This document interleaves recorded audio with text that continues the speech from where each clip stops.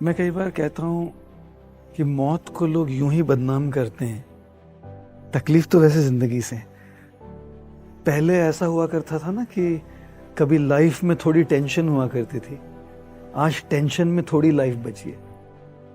So in the modern era आजकल हम लोग देख रहे हैं कि इतने, जैसे आपने कहा, इतनी परेशानियां हैं, इतनी इश्यूज है, इतनी प्रॉब्लम्स है, लेकिन जब हवाई जहाज टेक ऑफ करता है तो टेक ऑफ हमारे कंट्रोल में नहीं होती, लैंडिंग हमारे कंट्रोल में नहीं होती और टर्बुलेंस भी हमारे कंट्रोल में नहीं होती। अगर हमारी लाइफ की शुरुआत बर्थ है वो टेक ऑफ है और लाइफ की एंडिंग डेथ है वो लैंडिंग है, तो जब हवाई जहाज टेक ऑफ किया है तो टर्बुलेंस तो होगी ना, मतलब परेशानियां तो होगी ना।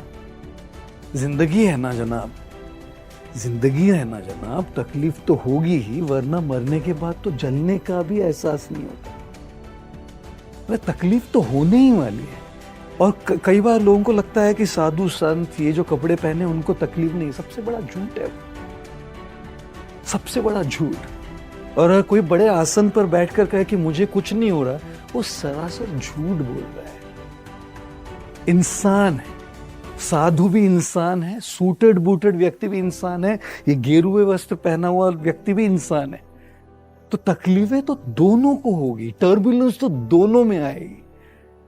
लेकिन जो एक स्पिरिचुअल इवॉल्व है, जो एक स्पिरिचुअल शिक्षा प्राप्त कर रहा है, वो सीखता है कि उस टर्बुलेंस के बीच से नेविगेट कैसे करना है, उसको हैंडल कैसे करना है। क्योंकि जब हम हैप्पीनेस की बात करते हैं, हैप्पीनेस कभी भी ऑटोमेटिकली नहीं होता है, प्रॉब्लम्स ऑटोमेटिकली होती है, समस्याएं ऑटोमेटिकली होती है। हैप्पीनेस कुछ की चॉइस करनी पड़ती है।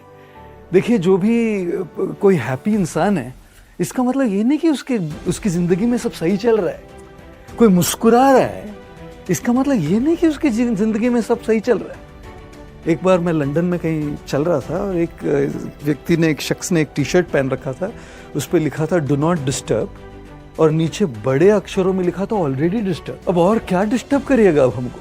तो हर रोज कोई एक ट्रिगर होगा, कोई एक स्टिमुलस होगा, कोई एक कारण होगा जिससे हम डिस्टर्ब रहेंगे।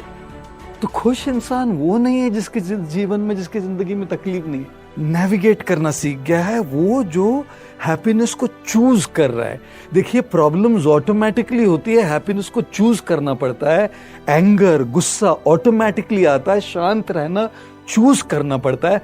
नफरत ऑटोमेटिकली होती है, प्यार चूज करना पड़ता है। नेगेटिविटी ऑटोमेटिकली होती है, पॉजिटिविटी चूज करनी पड़ती है।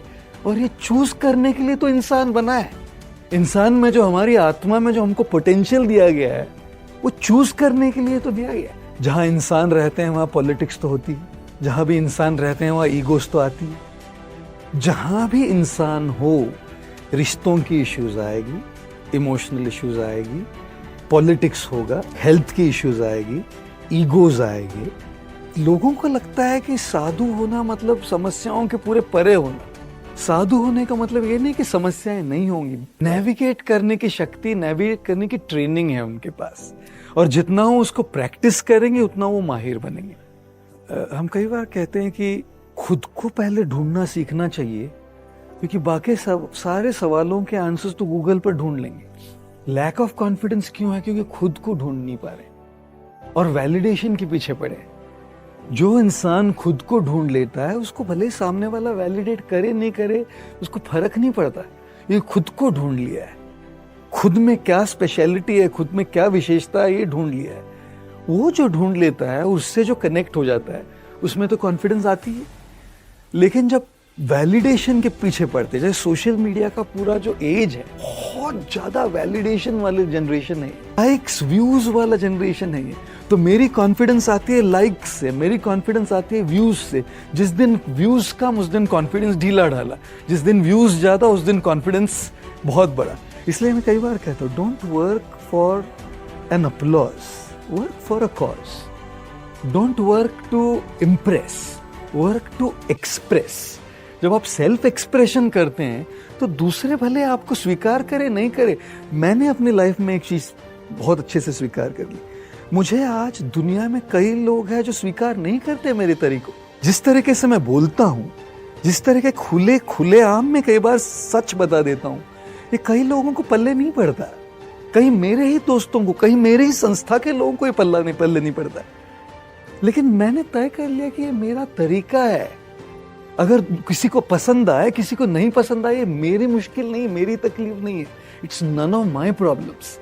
जब मैंने अपने आप को खोज लिया है ना, तो मैं वैलिडेशन पर डिपेंड ही नहीं करता। वो अगर मुझे सपोर्ट कर रहे ठीक है, नहीं कर रहे ठीक है। मैं तो सेल्फ एक्सप्रेशन के लिए अपना काम कर रहा हूं। तो मुझे लगता है कि जब तक हम अपने आप को नहीं ढूंढे, अपने आप को ढूंढने का मतलब है कि पहले ये खोजना कि मुझ में क्या विशेषता है। हम ना इतना अपने आप को दूसरों से कंपेयर कर रहे हैं, तुलना कर रहे हैं।